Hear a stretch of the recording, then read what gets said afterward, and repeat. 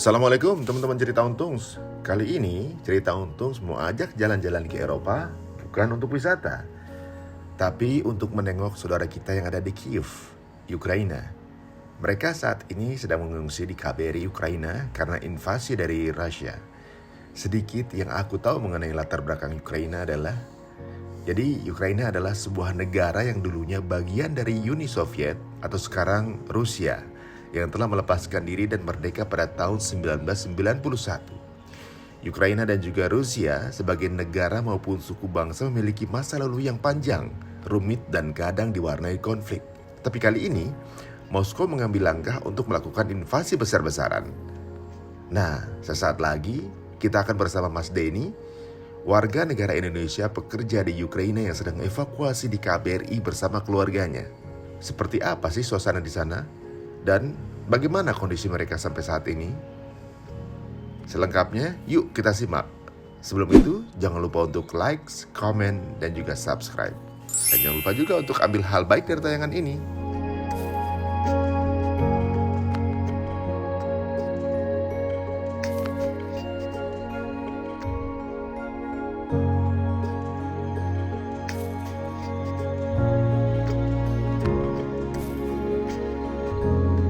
Kalau misalkan kayak darurat banget nih, kadang-kadang kalau dia nemu nih ada anak muda atau anak laki gitu, di stop, disuruh buka bajunya, langsung suruh, entah kenapa gitu ya, malam-malam tuh jam setengah tuh hati tuh nggak enak gitu, terus buka-buka handphone, terus baca punya dia DM di Instagram, "Fun, go now, go evacuate now go gitu, just run gitu."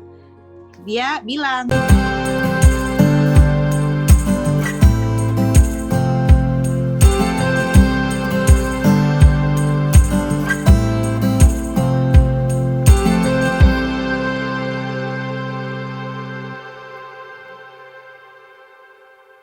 Assalamualaikum warahmatullahi wabarakatuh. Teman-teman semuanya, terima kasih untuk menyaksikan Cerita Untungs. Dan juga saat ini kita mendengar terjadi perang di Eropa, lebih tepatnya yaitu di Ukraine, karena mendapatkan invasi dari Rusia. Dan banyak sekali fakta-fakta yang kita dapatkan, ya berupa video, berupa cerita, dan juga gambar, ya menyedihkan sekali bagaimana keluarga harus terpisah, bagaimana korban yang ada di sana gitu ya. Nah, sebelum kita akan ngobrol dengan satu keluarga Indonesia yang qadarullah terjebak di dalam tengah pertempuran tersebut, kita lihat dulu video berikut ini.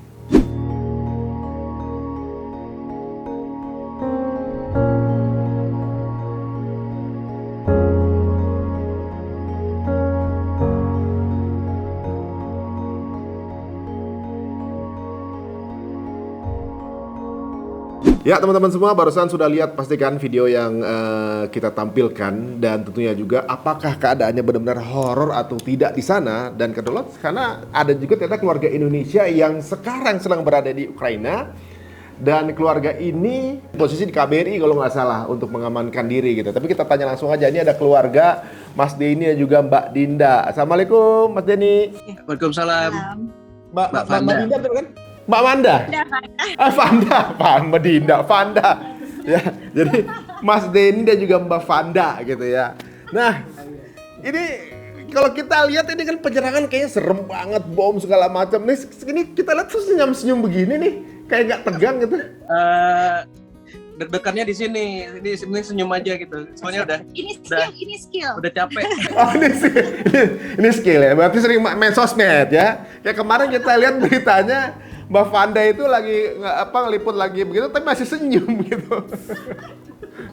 Nah, kalau boleh tahu nih sebenarnya nih, ini sekeluarga ini kenapa bisa ada di Ukraina? Tugas ya, kerja.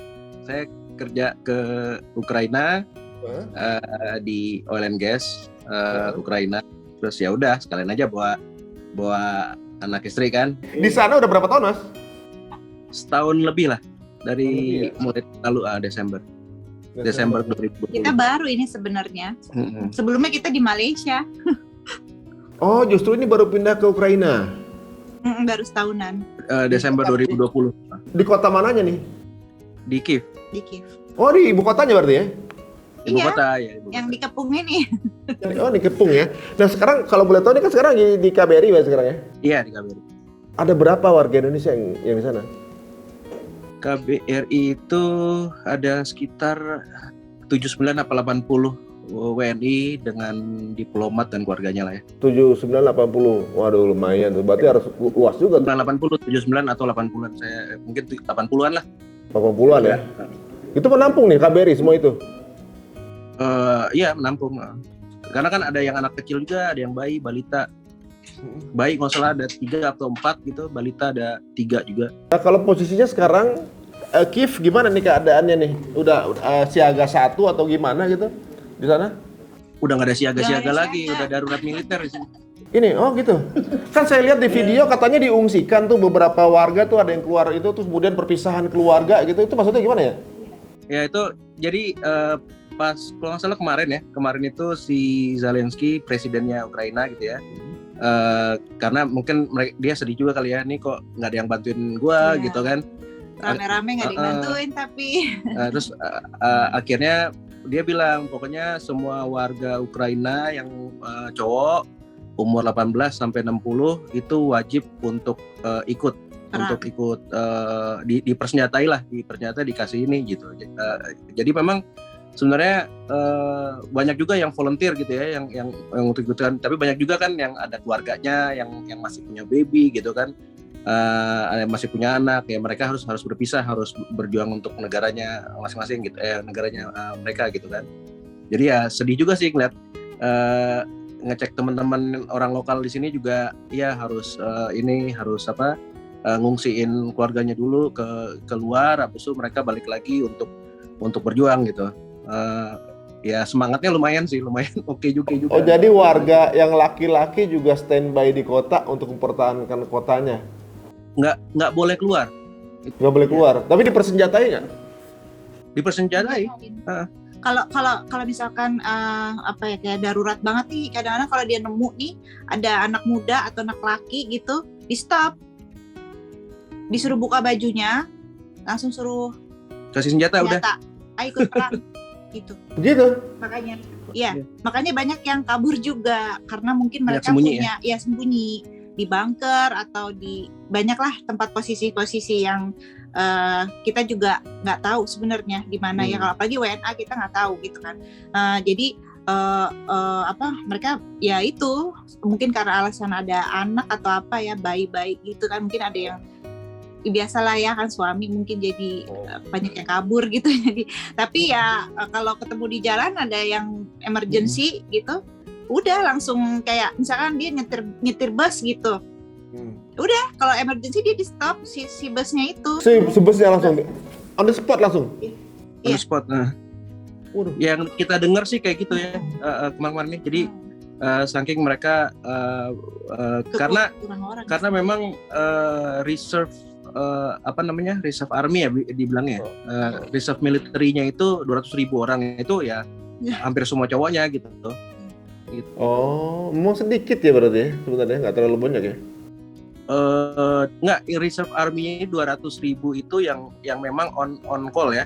Tapi tetap aja kurang kan, dan 200.000 tetap aja kurang. Akhirnya semua laki-laki yang umur 18 sampai 60 itu harus ikutan. Tapi ada pengecualiannya sih. Kita baru dapat lagi pengecualiannya dari mereka gitu kan. Ada yang misalnya single father gitu. Jadi ya gimana? Misalnya anak-anaknya nggak mungkin ditinggalin kan, atau punya anak lebih dari 3 gitu, itu ada pengecualiannya. Tapi pengecualiannya benar-benar keluar pengecualian itu sekarang baru-baru ini keluar gitu. Nah, ketika waktu pertama kali ada penyerangan gitu, lihat sesuatu nggak? Apa mungkin tiba-tiba denger bunyinya, apa lihat pesawatnya gitu nggak?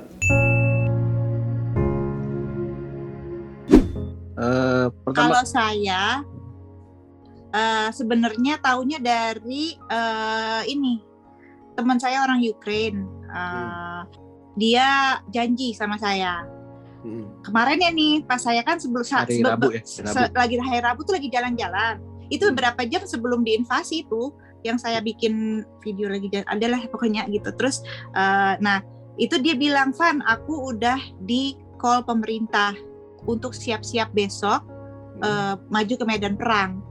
Mbak. Kamu packing sekarang, siap-siap. Nanti besok saya kabarin kamu kalau harus udah pergi gitu. Entah kenapa gitu ya, malam-malam tuh jam setengah tuh hati tuh nggak enak gitu. Terus buka-buka handphone, terus baca punya dia DM di Instagram, Van go now, go evacuate now go gitu. Just run gitu. Dia bilang Itu jam 3 pagi ya? jam setengah 2. Oh, setengah 2. Iya, sebelum ada sirine itu ya aku udah sat udah kayak mimpi, ini beneran kita jadi beneran. Nah, iya kamu nggak dengar ada explosion? Enggak gitu kan. Ada explosion gitu. Banyak yang dengar, warga saya juga dengar gitu. Ini saya udah di call kayak gitu kan. Oh gitu. Ya udah kita siap tuh sekitar jam 4:30 ya. Sekitar jam 5. Ya? Enggak, belum. Jadi sebenarnya di tempat kita tuh aman tentram gitu ya. Benar tidur pulas. Jam 5 itu ada telepon dari teman di Jakarta. Telepon berkali-kali. Ini orang kok nelponin, mesti jarang nelpon gitu. Tiba-tiba telepon berkali-kali gitu kan. Oh, pasti ada yang penting gitu kan. Diangkat jam 5 kurang gitu. Terus dia tanya, "Den, gimana? Nggak kenapa-napa? Emang ada apaan?" gitu kan. Itu Putin udah declare war gitu, katanya ada peledakan di Borispil sama di Kresatik, katanya Kresatik itu kayak jalanan protokolernya gitu ya, nggak tahu benar apa enggak. Ya udah langsung bangun ngelihat suasana di luar biasa aja awalnya kan, nggak ada apa-apa sih nih, kok biasa aja gitu, masih bingung gitu kan, nih ada apa emang benar. Abis itu kita mulai teleponan lah sama teman-teman kita yang di KBRI kan, yang kerja di KBRI, benar apa enggak, mungkin mereka kan lebih cepat dapat ininya kan, atau teman-teman kita yang lain gitu kan. Benar ternyata udah mulai packing, run back lah gitu, siapin dokumen semua lengkap, jangan terlalu berat dan lain-lain gitu kan. Apa aja yang bisa dibawa, yang cuman ini aja ya, seadanya lah, maksudnya secukupnya aja, kayak tiga lapis, tiga buat 3 kali kali. Ya kita cuma bawa 2 lapis baju sih. Loh, Paling mikirinnya anak-anak ya mereka kan ini takutnya dingin gitu kan, terus selimut apa segala gitu kan, karena lagi musim dingin gitu. Ya, terus kita pakai baju lapis-lapis lah, maksudnya kan, jadi bisa ya tuker depan gitu. Ya seperti itulah berjuang. Ya udah terus go-nya kemana, Mbak? Waktu go itu perginya kemana? Ke KBRI? Oh enggak, yang si temennya Vanda itu pas bilang go, pokoknya go aja keluar gitu, pokoknya jangan di Kiev gitu. Kalau kita memang dari awal udah sepakat lah gitu ya, kalau misalnya kenapa-napa kita ngumpul di KBRI gitu, pokoknya ya karena kan orang Indonesia di sini kan nggak banyak juga ya. Iya. Kita mikirnya cuma 20-30, ternyata ada juga 80 gitu. Ada banyak yang datang juga dari daerah lain. Terus ada yang turis nyangkut juga, yang harusnya dia datang flight hari itu jadi nyangkut gitu kan. Ada berapa lah kita ketemu yang cuma turis gitu. Ya udah, habis itu kita lihat lagi keluar. Ternyata benar, kayak di bawah kita kan ada pom bensin. Iya. Itu panjang banget. Mulai pada ngantri, panjang banget itu. Macet. Ngantrinya panjang, habis itu awalnya tuh traffic tuh biasa gitu ya. Kayak biasa aja itu. Tapi kok macet banget, nggak jalan-jalan gitu. Wah, ini ada yang nggak benar. Ada yang nggak benar. Terus habis itu sirine muncul. Lama sih di sirine. Karena dari tempat kita ada metro, ada subway gitu, nggak jauh lah, sekitar 1 kilo gitu. Jadi emang kedengeran, emang sirinenya kan di subway itu pasti ada, karena itu kan shelter juga ya, dual function ya, dari zaman Soviet, bisa dijadikan bunker juga gitu.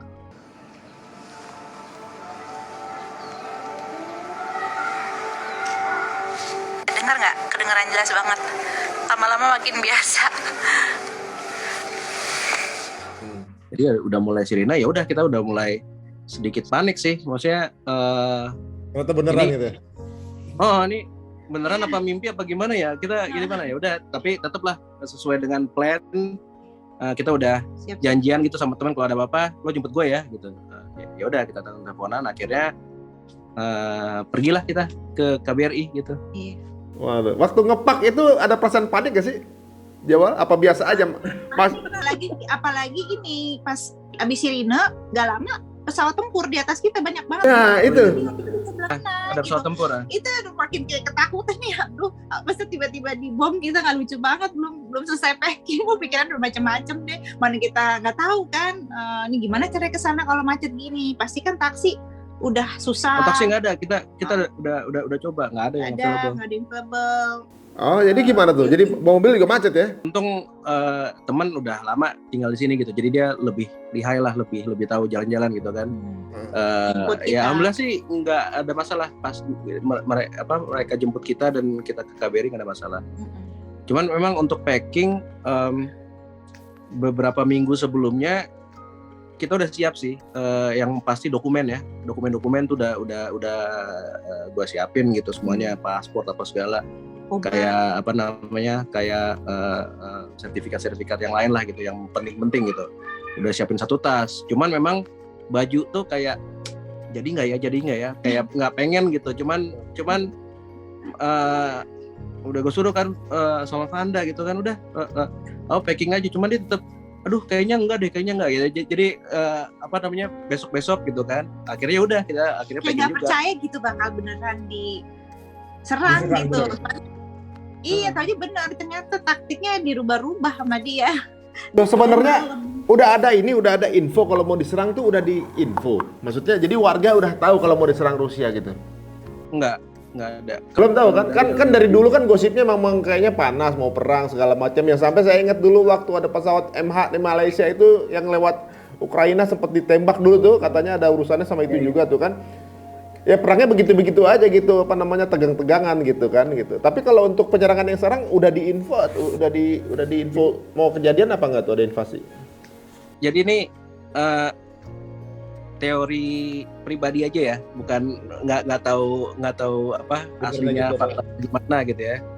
Memang kan yang dari mulai FH17 itu kan itu memang setelah revolusi kan, Ukraina tuh revolusi, digantikan presidennya yang pro Russian ke lebih ke pro Ukraine gitu kan. Dan itu Rusia mulai bergerak ke daerah, mulai mencaplok Crimea dan mulai mensupport pro separatisnya yang pro Russian ya, yang di daerah Donetsk, daerah Donbas lah gitu. Nah sejak itu memang ada kejadian yang macam-macam. Akhirnya kan ada perjanjian Minsk lah gitu ya.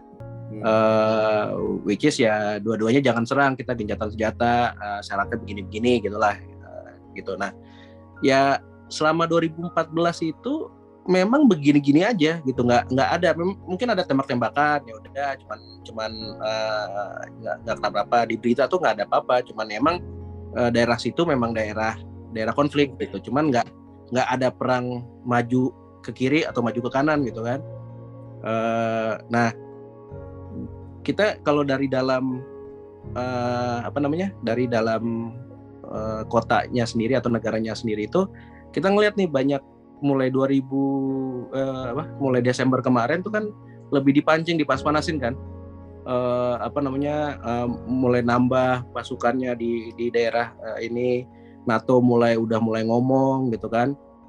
Nah ini kok eskalasinya dibuat perbesar, dan dari mulai situ tuh udah sebulan 2 bulan sebelum sekarang ini nih, Putin tuh selalu bilang kita nggak akan invasi Ukraina asal Ukraina nggak masuk NATO lah istilahnya. Memang kan Ukraina pengen masuk NATO dari sejak 2014 itu. Tapi ya jadi benar-benar chicken and egg ya, siapa yang salah kita nggak tahu gitu.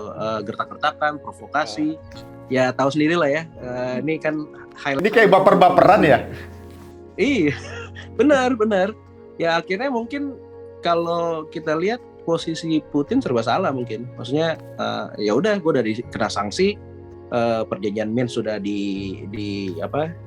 Langgar. udah dilanggar, ya udah mungkin full invasi aja lah, sekalian kita turunin pemerintahannya. Cuman ya itu kita balik lagi, dari dulu orang Ukraina yang kita tanya itu sedikit sensitif memang, mereka tanya tentang ini, tapi mereka Mungkin trauma ya kan, mereka zaman Uni Soviet itu kan kayaknya gimana banget gitu. Terus terakhir presiden yang terakhir juga mungkin gimana banget gitu. Jadi aduh, kayaknya kalau ditanya soal itu kayaknya apalagi dengar nama Putin ya.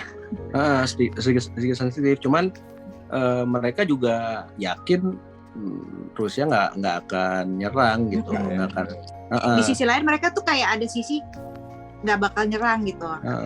Jadi kalau teori gue nih ya, nggak sesimpel ini kayaknya gitu. Maksudnya gue pengen nyerang Ukraine, soalnya buat Rusia tuh nggak ada untung-untungnya buat nyerang Ukraine gitu. Mereka kena sanksi, kena harga ekonominya jatuh, Nord Stream-nya di stop gitu kan. Jadi nggak ada untung-untungnya sebenarnya, dan ini juga saudara mereka juga gitu. Jadi logicalnya tuh belum nyampe, mungkin lebih ada sesuatu gitu mungkin ya. Yang kita nggak tahu, mungkin udah hanya Putin dan Tuhan yang tahu mungkin ya. Dan mereka yang tahu mungkin yang kesatria. Yang di Indonesia bingung tiba-tiba perang gitu kan, maksudnya. Ya saya juga bingung, Mas. Tiba-tiba perang gitu. Jadi ibaratnya kayak akhirnya kan dapat kesimpulan-kesimpulan yang kalau nggak salah kesimpulan garis besar ya, karena nggak mungkin nyeritain detail kan, dan juga ketika orang Indonesia tahu pun nggak ada hubungannya sama sekali. Jadi kadang-kadang mungkin ya urusan mereka lah gitu, seolah-olah gitu kan. Kayak dulunya satu negara Uni Soviet kalau nggak salah ya. Kemudian pecah Rusia dan Ukraine. Si Ukraine ini malah kepengen ke NATO. Yang tentunya juga si Rusianya kan patah Warsawa, jadi baper karena dia mau ke NATO. Gitu intinya dong ya. Inti simpelnya gitu ya. Tapi pasti ada yang lebih parah. Diberitakan itulah simpelnya, tapi kayaknya terlalu masa gara-gara itu perang sih gitu kan. Padahal saudara gitu kan. Tadi kata juga Bapaknya juga bilang tadi, ada yang tinggal di Ukraine pasti ada saudaranya juga di Rusia gitu kan. Rusia banyak banget. Rata-rata begitu. Cuma dibatasi negara, padahal mereka sebenarnya udah seperti satu daerah doang kan, kayak ya nggak, malah lebih dekat daripada Jakarta Malaysia seolah-olah, karena kan batasnya darat ya. Iya.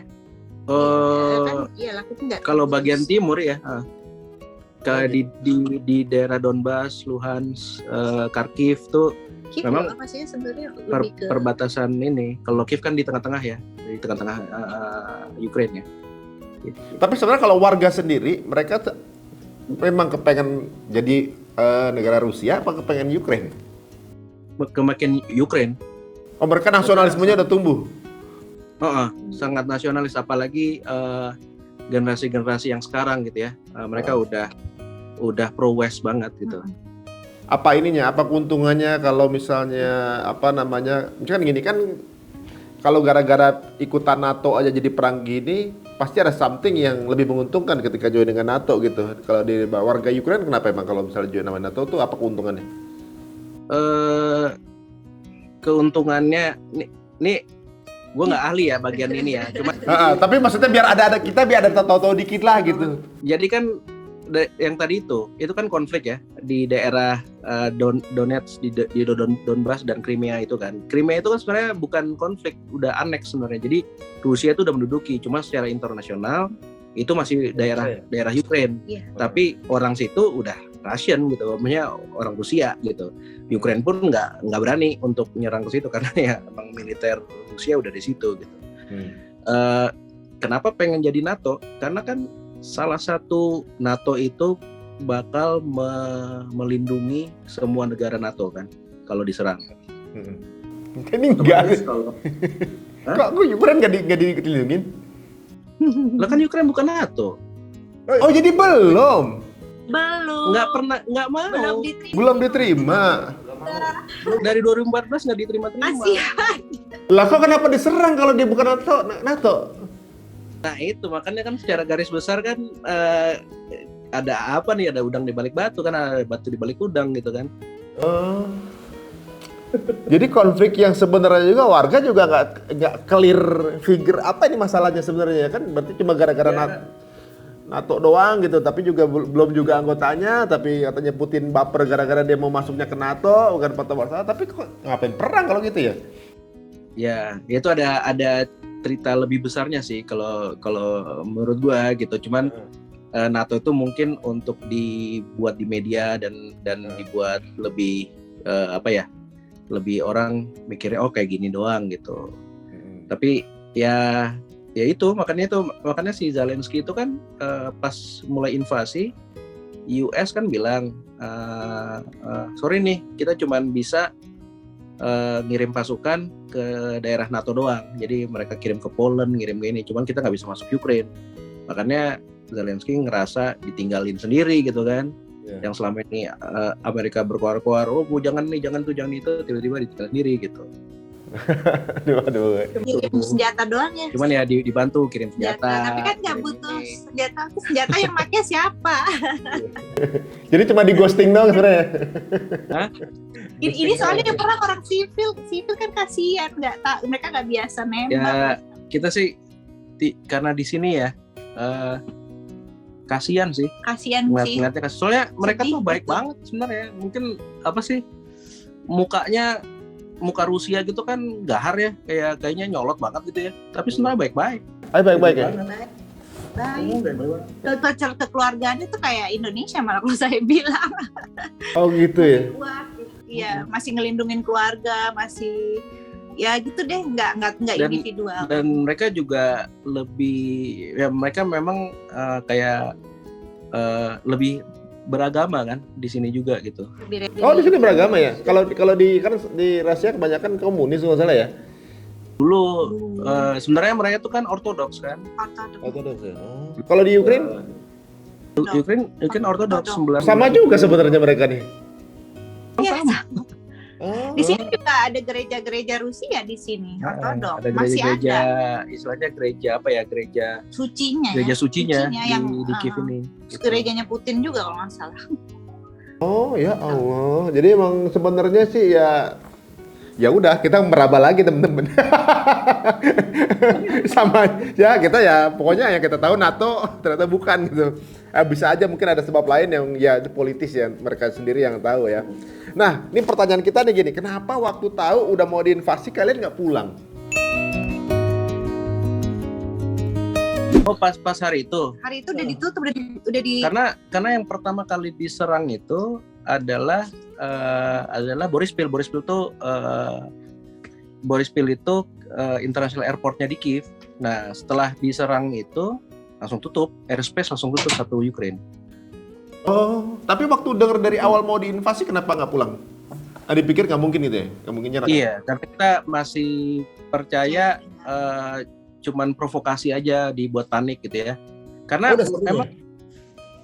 memang pertama ya ini pribadi dan kita juga ngobrol sama rekan-rekan, sama orang KBRI, sama teman-teman gitu ya, sama teman-teman orang lokal. Karena waktu 2 minggu sebelum invasi itu atau 3 minggu yang Biden dan Blinken itu teriak-teriak suruh pergi, kita ngelihatnya yang kebakaran jenggot emang mereka gitu, US, Belanda gitu ya, yang lebih banyak kan. Sedangkan kita, kalau kayak Cina gitu masih santai, kita patokannya orang Asia masih santai gitu kan, dan kita juga kalau dan gue kerja kan, tanya di company juga business as usual, nggak ada masalah, ya udah gitu kan, dan suasana di dalam kota juga nggak ada yang panik, nggak ada yang gimana ya. Makanya kan aku beberapa jam sebelum itu kan aku jalan-jalan santai aja kan, aku ke tengah kota itu ke Maidan, ke City Center, orangnya jalan biasa aja kayak nggak ada bakal apa-apa, padahal udah dikasih tahu nih ini kira-kira tanggal segini gitu kan, beritanya kan gitu. Tapi enggak, jadi aku kayak ngerasa enggak kok, kita baik-baik aja nih, masih santai semua, cuman nggak ada turis aja mungkin pada takut kan datang gitu. Tapi memang santai, kita masih suka ketemu ibu-ibu nggak ada yang panik itu, nggak ada sama sekali, nggak ada yang panik ya sampai itu ya detik-detik pas Sirina baru panik. Tapi kita ngeliat kayak di TikTok itu ada gambar lagi pada ngumpul di bunker gitu, yang pada Ya. Itu setelah hari Kamis. Tapi emang benar ke bunker juga? Enggak, kita di KBRI nggak ada bunker. Tapi ada perasaan cemas gak sih ikut jadi salah sasaran ke tiba-tiba nyasar ke situ mungkin nggak? Ya ada, tapi ya lagi-lagi ya kita percaya aja sih apa yang KBRI lakukan. Jadi ya kita ngikut kan, soalnya rame-rame jadi lumayan enak gitu kan. Dan mereka kan pasti punya akses diplomasi di negara tetangga atau di checkpoint gitu kan. Daripada sendiri, soalnya kita bahasa Rusia masih AU gitu. Jadi kalau cuma bisa pesan makanan aja, minta ini ya. Selamat pagi, halo. Kalau macam-macam gue bingung gitu kan. Gimana nih? Gitu. Oh iya ya, baru setahun. Iya, baru setahun. Yes, belajar gak maju-maju, gak naik kelas kalau saya mah. Susah banget. Soalnya kalau di Instagram tuh ada gambarnya kayak diterjunin pasukan Rusia yang udah banyak gitu, katanya udah menguasai Kiev gitu kan. Bayangan kita, wah kok secepat itu takluknya ibu kota gitu kan, maksudnya setegang itu kah gitu. Makanya ketika ternyata santai juga kok, lagi kita pikir lagi di ruangan gelap gitu pakai lilin doang gitu di bawah bunker gitu. Iya. Tapi memang teman-teman aku yang Ukraine udah ada yang di bunker. Jadi mereka live.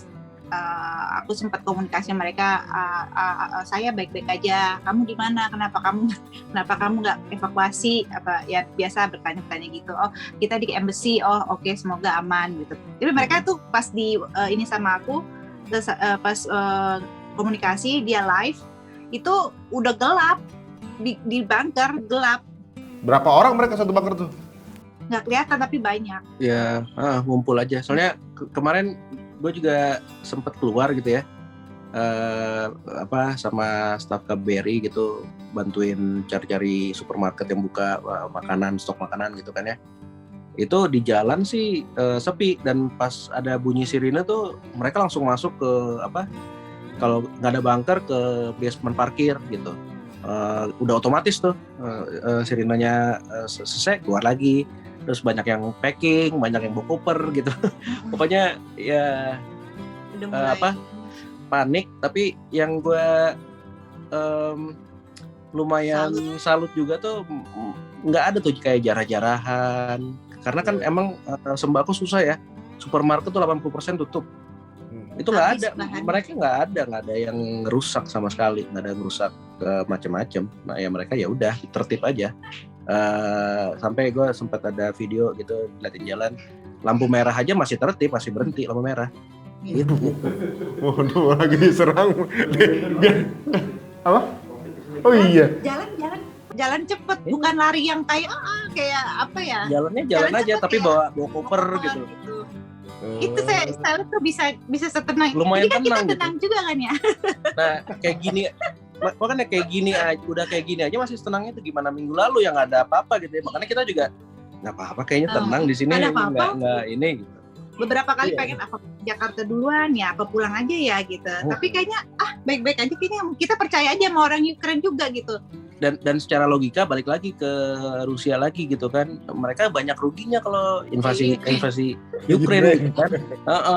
Banyak ruginya kan, sahamnya jatuh, mata uang jatuh, pasti banyak sanksi, ekonominya pasti sangat jatuh gitu kan. Bunuh saudara. Tapi ya makanya ada sesuatu di balik itu kayaknya gitu. Mungkin ya ada tahu juga. Yang lebih besar ya.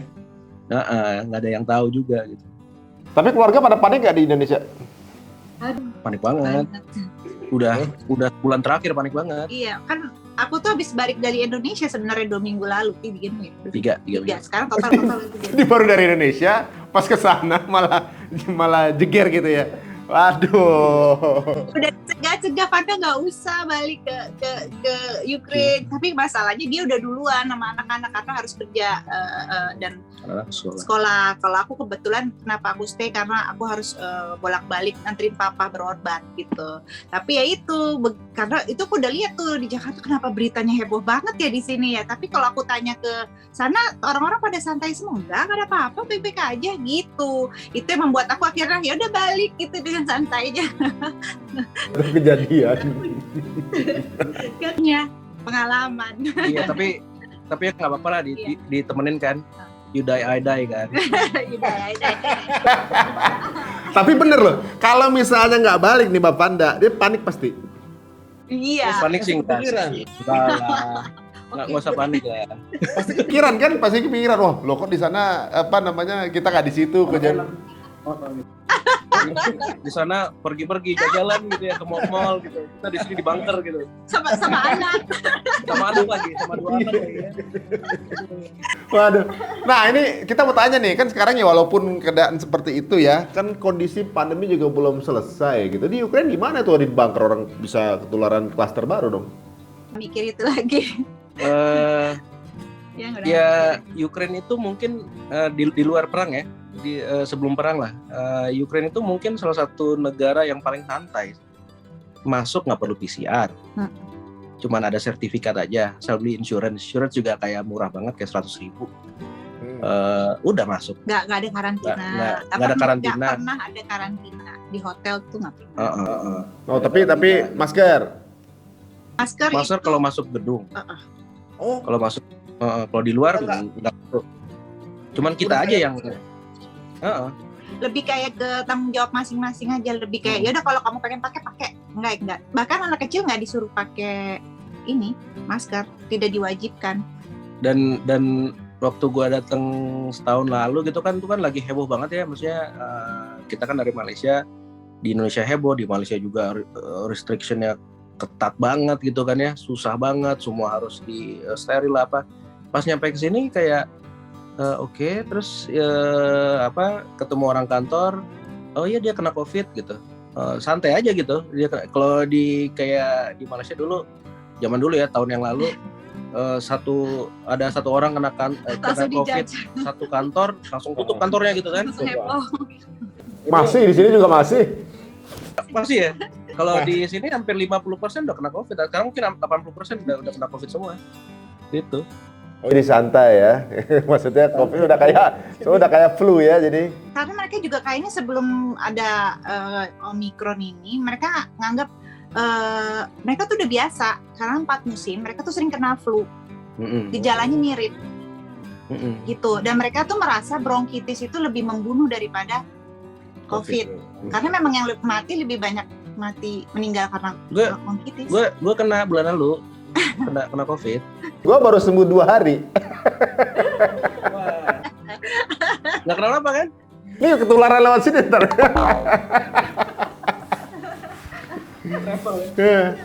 Waduh, ini juga fakta unik yang baru denger nih, katanya kan waktu itu pergantian presiden Zelensky itu 2014 ya? Iya.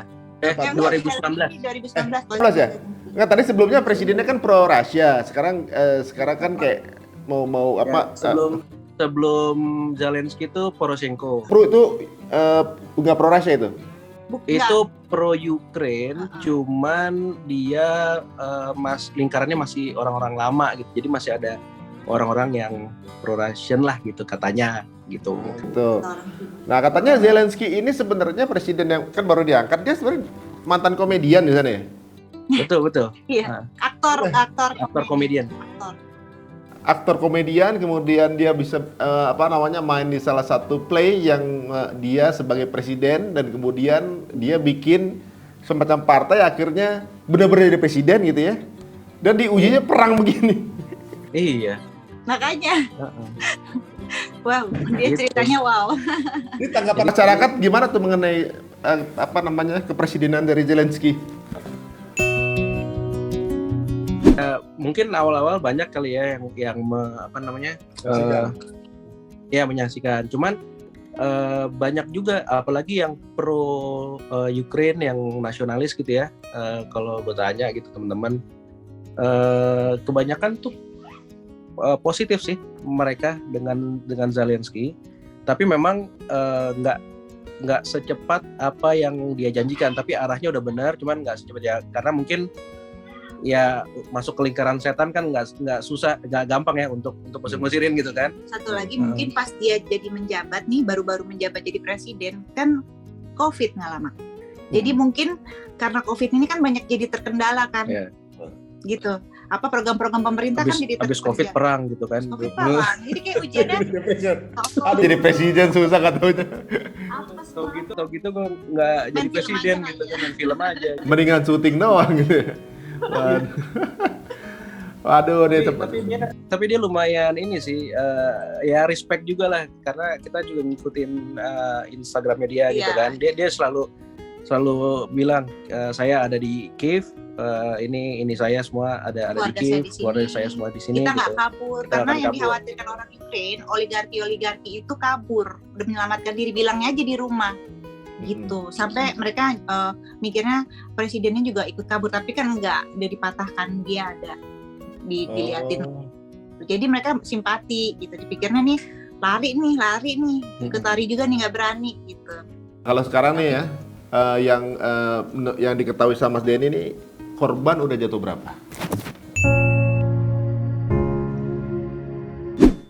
Wah, nggak terlalu ngikutin ya, tapi dengar hari pertama itu 100 something, hari kedua 300 something. Nah, hari ini lupa, tadi dengar juga sih. Tadi malam tuh soalnya lagi ini ya, bertempur banget ya. Kayaknya banyak deh kalau hari ini. Soalnya nggak berhenti. Ini dari tadi malam ya, tengah malam sampai baru tadi sore tuh kayak baru berhenti.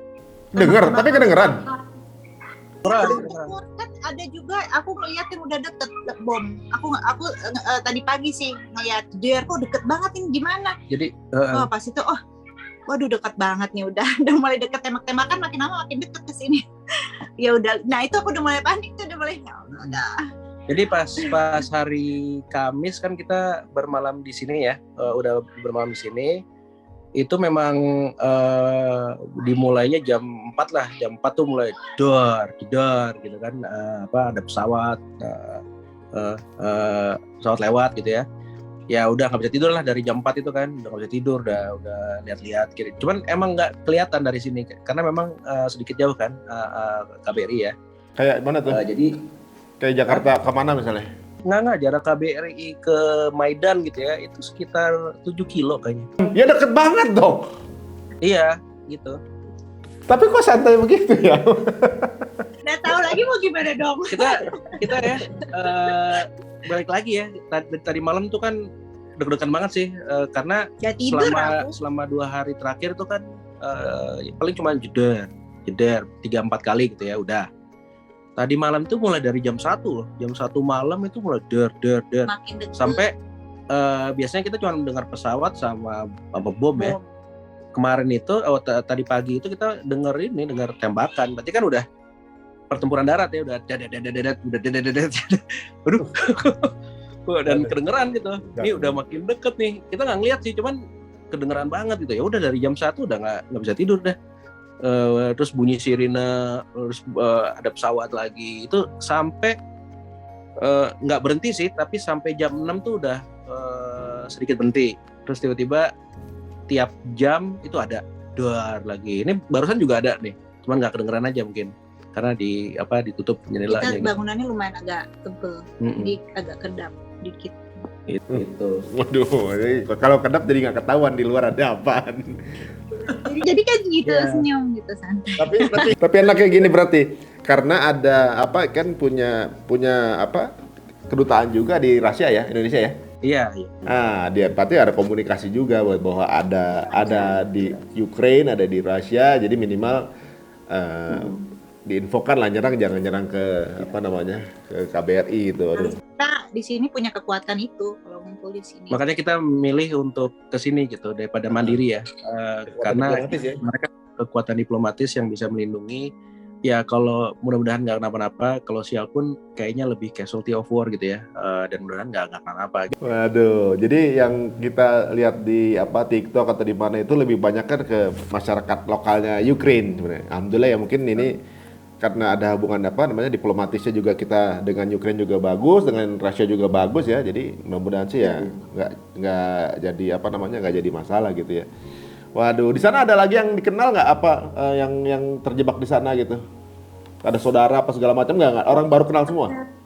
Orang Indonesia Kita sih ada di Kharkiv. nggak yang kenal sih di Kiev aja ya. Udah pada di sini semua gitu. Ada juga yang teman kita langsung ke Lviv gitu. Dia langsung pakai mobilnya langsung Yang di lari. Lviv hari ini. Ada yang di Lviv juga langsung ke Poland gitu. Tapi kemarin tuh kan kita Di Lviv hari ini nggak? iya. Terus apa namanya? Tapi yang kemarin tuh kita sedikit bisa ngerasain gitu ya, karena kita denger ledakan kan. Itu deg-degan banget emang pas denger ledakan. Jadi kita kan kemarin ada meeting sama Kemlu gitu ya, sama KBRI, dikasih update lah macam-macam, semua WNI yang di Ukraine itu join. Itu tiba-tiba ada jadi ada 4 perempuan di Kharkiv. Nah, Kharkiv itu salah satu kota yang dihancurin tuh. Di bagian timur kan. Nah, dia kejebak di situ. Dia kejebak di dalam bunker, nangis-nangis gitu. Pak, tolong kami Pak, jemput kami, ini di atas udah bomnya gede banget, udah berkali-kali nggak berhenti, udah sejam, dia bilang kayak gitu kan. Ini kita di bunker, kita nangis terus gitu, kapan bisa jemput kami? Nah,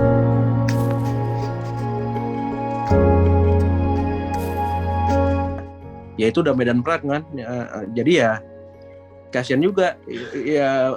Kalau kita mau jemput juga, ya siapapun yang mau jemput ya bunuh diri gitu kan. Iya. Itu gitu.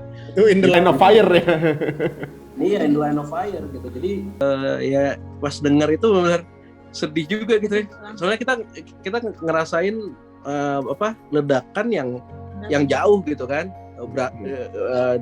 Dari dengerinnya tuh udah kayak gitu, apalagi mereka yang di atas gitu, yang di atas lagi jeder gitu Udah kan. hancur. Jadi ya sedih juga sih, maksudnya. Di sana aja mereka sekarang. Masih.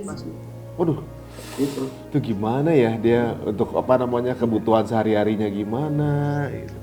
Untuk apa? Iya. Kenapa dia nggak ke KBRI aja ya? Jauh banget. karena kan itu sekitar 700 kilo lah ya dari KBRI, dari Kiev ya. Mungkin ya mereka udah dari hari pertama udah mau pergi, cuman kan semua lumpuh karena kan dia itu yang dibom pertama tuh, kota Kharkiv itu, jadi semua lumpuh. Dia udah bilang bus nggak ada, train nggak ada, dia mau pakai taksi pun nggak apa-apa, nggak ada yang mau. Gitu. Tegang banget ya kalau itu. Nah ini baru berasa deh kalau yang itu makanya banyak yang kalau lihat di TikTok atau di Instagram gitu yang bangunan-bangunnya hancur-hancur, nah itu di Kharkiv kebanyakan. Tapi gue pernah lihat juga sih yang di Kiev, ada juga yang di Rudal, ada flat di Udah di kemarin Rudal. tadi malam tuh di Rudal, deket-deket sini. ada korban dong. Tuh, aku Itu nggak tahu. Nah hari ini nggak tahu nih, soalnya ini benar-benar intens kalau hari ini, benar-benar belum ada kabar lagi. Tapi tadi aku diinfo sama orang Ukraine, dia juga lagi jalan ke medan perang. Dia bilang sama aku, ada lagi yang lain, jangan tinggal di atas. Jangan tinggal di atas, jangan keluar. Dia bilang gitu. Semua kalau bisa di land tinggalnya, jangan di apartemen, jangan di kono, jangan di gedung-gedung gitu. Ya itu karena udah banyak yang kena akhirnya gedung. Dan katanya nih jam 5 ini mulai dari jam 5 ini mulai hari ini curfew-nya dari jam 10 ke jam 5. Gitu.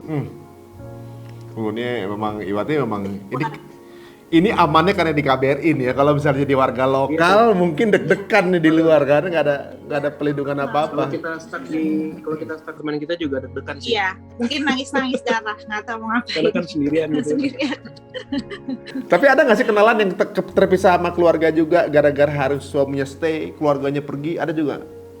Ya itu ada teman kita, jadi dia gue tanya kan, lo gimana gitu. Ini gue lagi ngedrop anak istri ke Moldova, tapi gue balik lagi mau join army, dia bilang kayak gitu. emang tak kurang nasionalis banget emang, pro Ukraine banget. Jadi nggak aneh sih, emang dia emang ini.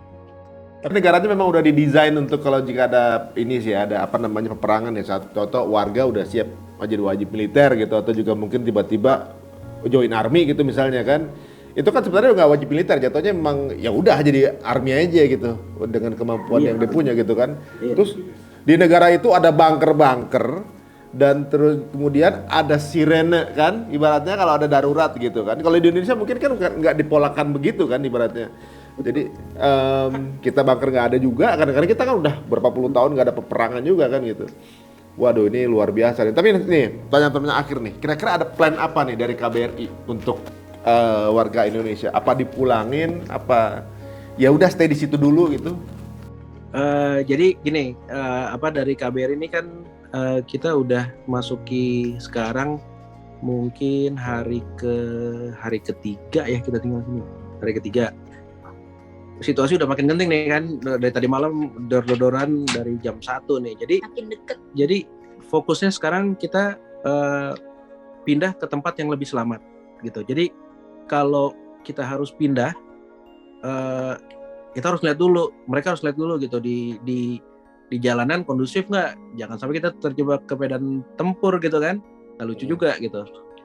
Terus habis itu apakah di luar lebih kalau kita jalan lebih aman apa enggak, atau stay di sini lebih aman apa enggak, atau nantinya semakin meruncing. Cuman memang end game-nya dari mereka ya evakuasi penuh gitu. Cuman arah ke situnya memang sangat kompleks sih, dari mulai kendaraan, dari yang kita bilang tadi, semua orang Ukraine kan harus jadi militer gitu ya.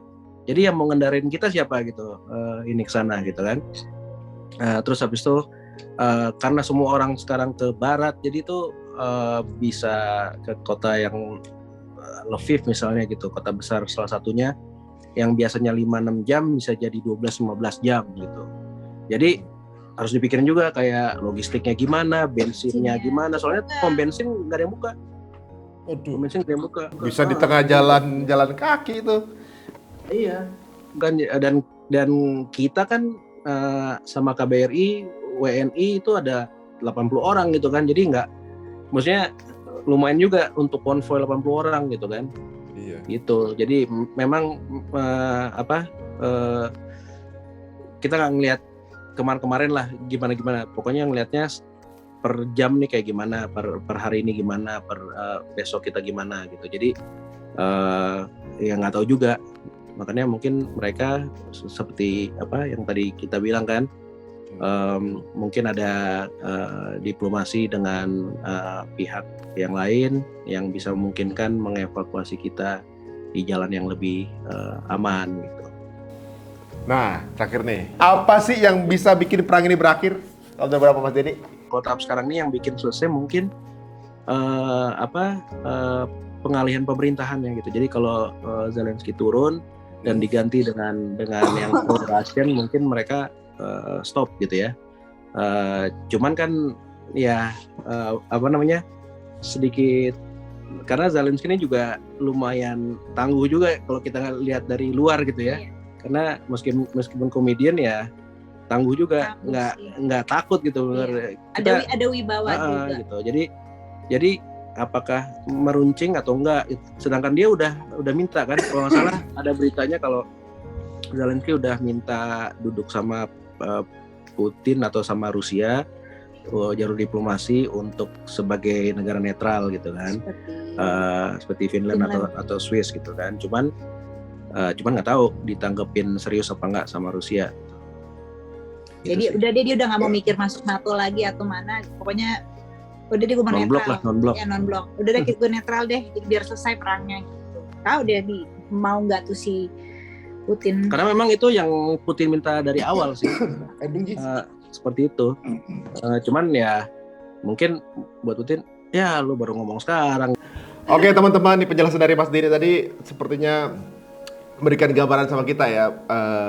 Memang namanya kondisi perang kita nggak pernah tahu kan seperti apa gitu ya. Tapi alhamdulillah sepertinya pasangan ini terlihat menerima keadaan dengan santai, walaupun mungkin ada tegangnya juga. Dan kita doakan cepat berakhir ya. Ada mau salam-salam nggak ke keluarga yang mungkin sekarang ini lagi khawatir atau gimana, atau teman-teman gitu? Pokoknya insya Allah kita aman, selamat sampai di tempat paling selamat nanti. Mungkin bisa juga dievakuasi ke Indonesia. Mudah-mudahan lancar. Gak usah khawatir karena kita ada di tangan KBRI. Insya Allah mereka akan melindungi kita dan bekerja keras semaksimal mungkin membuat kita bisa sampai pulang ke Indonesia. Ya, yang penting doain kita terus aja. Paling kekuatan doa sih. Itu soalnya sekarang saya cuman bisa pasrah sih sekarang. Nah, yang penting doain terus. Dan ya masih untung lah kita sekarang nih masih internet masih nyala, air listrik masih ada, jadi masih bisa ini gitu ya. Hubungan dengan keluarga. Gitu. Ya untuk teman-teman yang mau mungkin tahu update-nya bisa follow Instagramnya Mbak Vanda sama Mas Denny gitu ya. Instagramnya apa Mbak? Vanda Sakinah Damayanti. Vanda Sakinah Damayanti sama Denny. Aku di private. Oh, ya udah, itu aja. Pada Sakinah Damayanti aja kalau gitu. Nah, mana tuh? Nah, nih tuh. Lihat putri-putrinya cantik-cantik semua. Satu lagi. Waduh, yang ini jagoan nih. Wah, mirip anak gue. Mirip Atala ya. Wah Allah. Ya, semuanya sekeluarga nih rupanya dalam keadaan yang baik-baik saja. Kita doain mereka tenang, nggak terjadi apa-apa. Masya Allah luar biasa. Siapa namanya yang bontot? Nama siapa? Rahil. Kenapa dia? Namanya siapa? Rahil. Kalau kakaknya? Kahil. Clara. Udah pada bisa bahasa Rusia? Clara. Udah bisa bahasa Rusia belum? Cucut. Cucut tadi sedikit. Cucut. Waduh, ini keren nih keluarga ini, nanti pulang-pulang sampai Indonesia banyak cerita ya. Cerita kehidupan di sana juga. Cerita sekolahnya seperti apa. Yang pasti adalah mereka keluarga ini melewati perang. Nah, ini luar biasa nih, akan jadi cerita suatu saat nanti nih. Terima kasih Mas Denny, Mbak Vanda. Mudah-mudahan semuanya lancar-lancar terus ya. Kalau ada apa-apa terjadi di sana nanti mungkin kita akan tanya-tanya lagi nih. Gitu. Oke. Siap kalau gitu. Ya, mudah-mudahan dilindungi sama Allah, sama dan juga teman-teman banyak doa supaya keluarga di sana tetap info kepada kita, keluarga Indonesia tetap baik saja ya. Mudah-mudahan juga yang di rumah juga ya banyak-banyakin doa untuk bantu support mereka semuanya. Terima kasih semuanya. Assalamualaikum.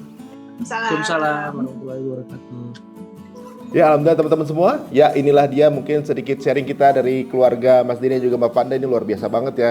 Kalau kita mungkin ngelihatnya bagaimana dibomin atau juga bentuknya gambar seperti apa video yang beredar, itu kelihatan kayak waduh ini pasti panik ya. Pasti mungkin ya nggak bisa hidup dengan keadaan seperti itu, apalagi namanya dalam kehidupan kita berada di perang ini nggak mungkin, udah nggak zamannya perang lagi, tapi mereka ngelewatinnya. Ini luar biasa sekali dan ternyata baik-baik saja, mereka tetap sabar dan dilindungi bersama KBRI Indonesia yang ada di sana. Insya Allah mudah-mudahan akan terus baik-baik saja. Kita akan update terus, kita pantau aja terus Instagramnya mereka ya. Sampai ketemu lagi teman-teman semuanya. Terima kasih yang udah nonton Cerita Untung. Jangan lupa untuk like and subscribe. Assalamualaikum warahmatullahi wabarakatuh.